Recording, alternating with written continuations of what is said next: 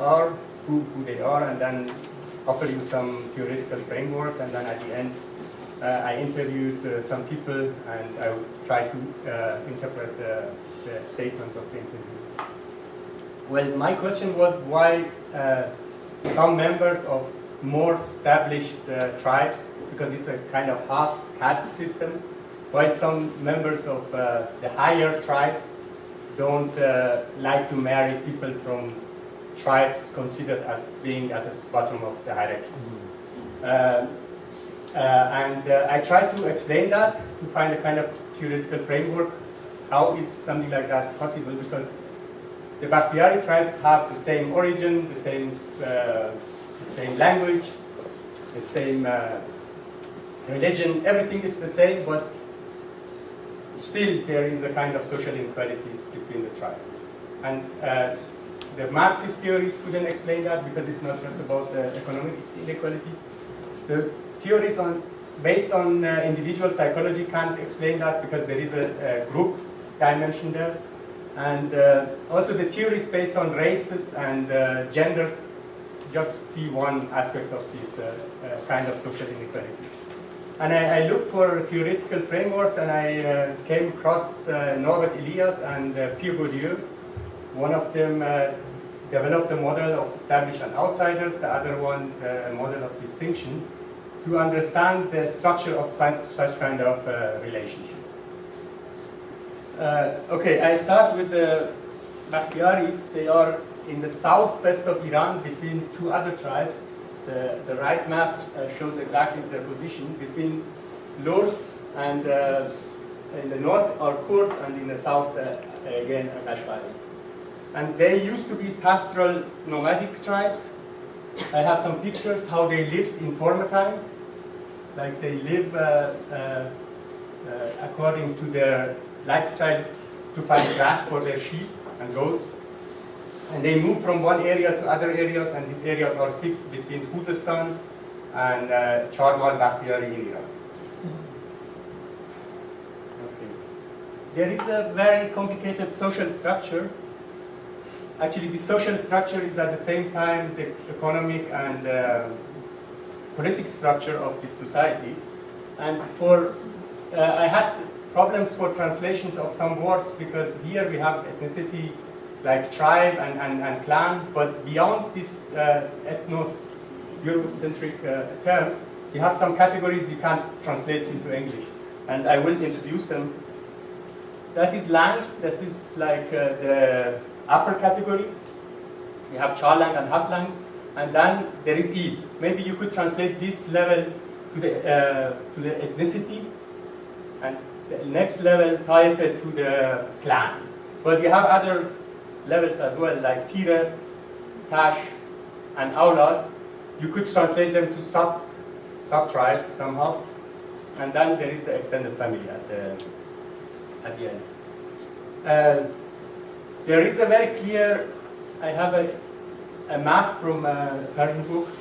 Well, here starts, you have the lands, and then you have the next categories like Ils, Taifas, Tashes, and goes on, and you could trace back an individual exactly to the Il, the upper category, by the name of the family, which means the place is completely fixed. And if you see a Bakhtiyari person, you will ask about their tribal background, and then you will place them according to this notion still existing in the Bakhtiyari society. Well, now I try to explain my theoretical framework, and there is a pattern within all interviews I did. I did 18 interviews with the members of 3 former established tribes, and 4 interviews with the members of like former outsider tribes. I could do more because they told me there is a tribal sensitivity. Don't do it, because of change of the situation after the Islamic Revolution and the processes of modernization.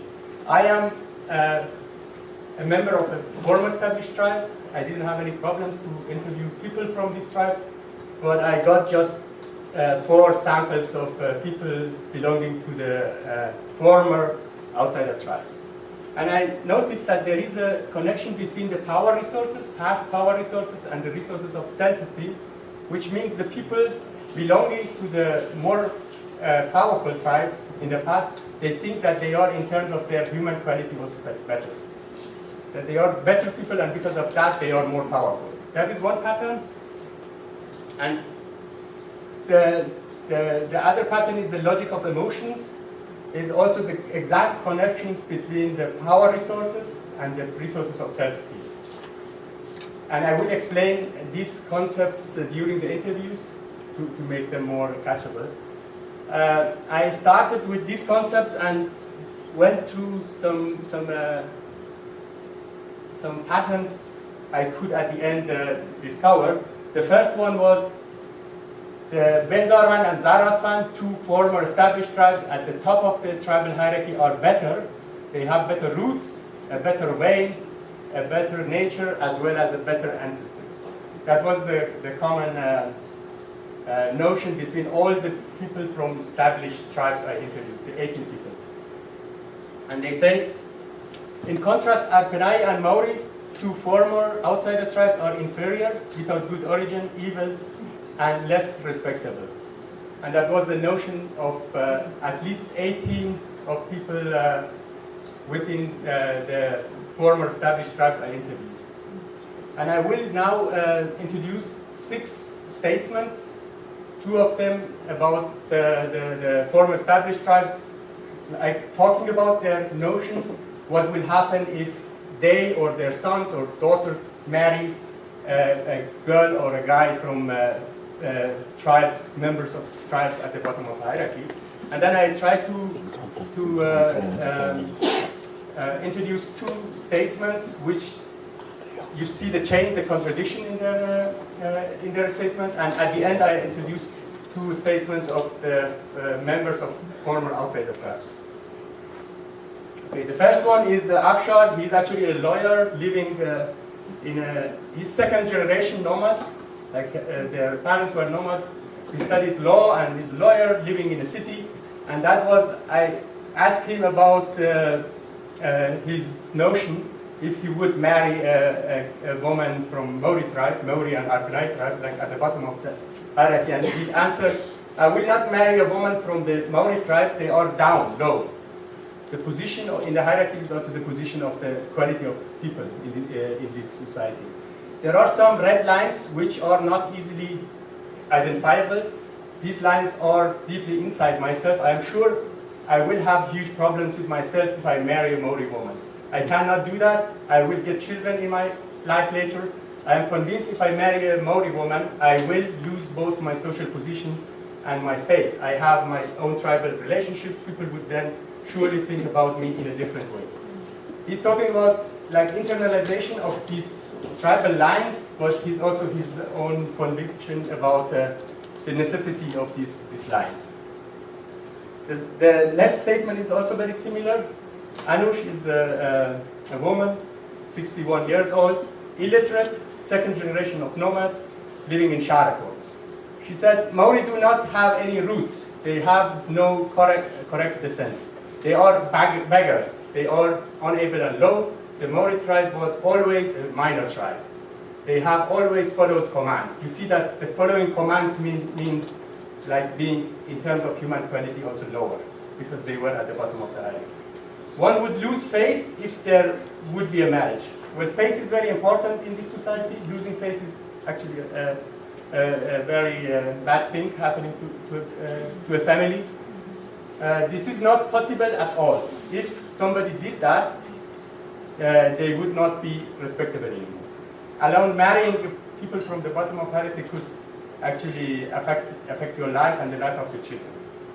And then I have 2 statements of members of the former established tribes. You see the contradiction a bit here, that they think personally different, or you could somehow notice the change. Masuda, 26 years old woman, she's saying she has 2 daughters, and I asked her directly if she could imagine that one of the daughters marry a guy from this former outsider tribe. And she answered, I personally have no problems if my daughter would marry a man from the Alikhani tribe. Only the fact that people would judge us would worry me a lot. Then I would be ashamed. I, on my own part, would not have any problems with such a marriage. The world has changed extremely, and we do not live as nomads anymore. But people say that the Alkhani's are sexually promiscuous and easygoing. People still are very sensitive towards this issue. One has to be very careful. That is her statement. Because she lives in Ahwaz, she has like friends which are not Bakhtiaris, but still she's aware of the problems and aware of the work of other people. That's very important. And the next statement is from Amir Hossein. He is a civil servant living in Sharikot, and I asked him if he has two sons, if he could imagine that one of his sons marry a girl from these two outside the tribe, and he answered, I would marry a Maori girl for my son if she were a lecturer at the university or a doctor of medicine. Then I would not care about the father and mother. The personal character of humans is important. Personal character, if they get like a doctor. Well, you should see, based on this statement, that the society has changed a lot, actually. If I talk in the language of Bourdieu, that the symbolic capital doesn't exist anymore, belonging to an established tribe. And what is important in the course of modernization of Iranian society is your new positions created through the nationalization of Iranian society, like a degree or income. We see that the economic capital is getting much more important than the former belongings of people to a tribe or to a clan. Okay, thank you. And at the end, I have two statements of the former outsider tribes. I had my difficulties to ask them very directly the question, but because I had bad experiences, I even asked a guy who was a friend of mine, and I asked him about the problem, like as a critical sociologist, and he was very offended, and he told me, don't do it again, it's like not good for you. And my brother also told me, please abandon that, because it could have some consequences, which could involve also tribes and clans. And I tried to be not that direct, but I still asked the question, I noticed a pattern between all the four statements for interviews, and they are like individualizing everything. They are not thinking they are aware of the tribal hierarchies. They either denying it, or they are saying that it has changed a lot through the nationalization, urbanization, individualization of Iranian society. And the first statement is from a Mohsen, 28 years old. He studied political sciences at the University of Isfahan. And I asked him about if he thinks that tribal hierarchy exists and what would happen if he marries a girl from the former established tribes. And he answered, there exists no anymore the same tribal hierarchy within and between tribes, which means he is aware of these hierarchies actually. Nowadays, the money defines who has dignity. Money has replaced the nobility. Marriage is meanwhile rather seen as an opportunity to increase economic opportunities. The occupation of a person is very important. If the boy or the girl is a doctor, a dentist, or a pharmacist, one would go for it, regardless of the family background of the person. For me, the history of the person is more important than the history of her family. But still, in the eyes of my family, the history of the family is more important. He is a member of one of the outsider tribes. And the last statement is from Khedri. He owns a shop selling electronic devices in Isfahan. He said, I asked the same questions about if he is aware of these tribal hierarchies and what would happen if there would be such a marriage. And he answered, young people do not listen to the old people anymore, which shows the changes in the Iranian society, the intergenerational changes and conflicts. For me, the family of the person is important and not her or his tribal background.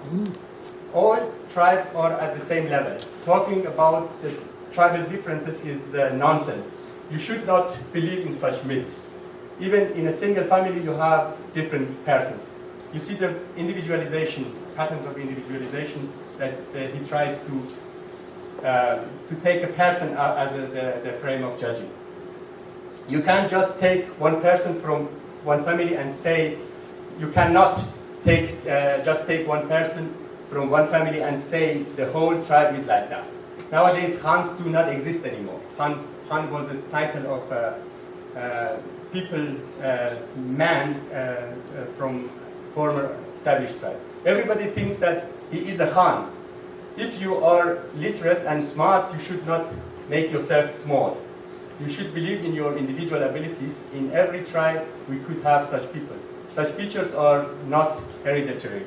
One should work on himself. You see also this individualization kind of judgment existing also in the other two statements I interviewed. Well, all in all, to summarize, I think I have 2 minutes.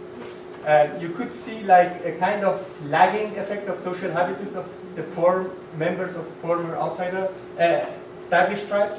They still think in the tribal hierarchies, like tribal hierarchies which existed in the past, although they are in the second or third generation living in the cities.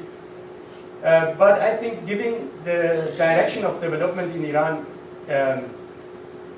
we wouldn't have such patterns in 2-3 generations. That's my personal guess. But that is the situation we have in Iran now amongst Bakhtiaris in terms of this kind of relationship, although they live in cities. What I'm saying is living in the cities or living as a nomad is like, if you take the habitual dimension of development, sometimes doesn't make a huge difference. Thank you very much for that.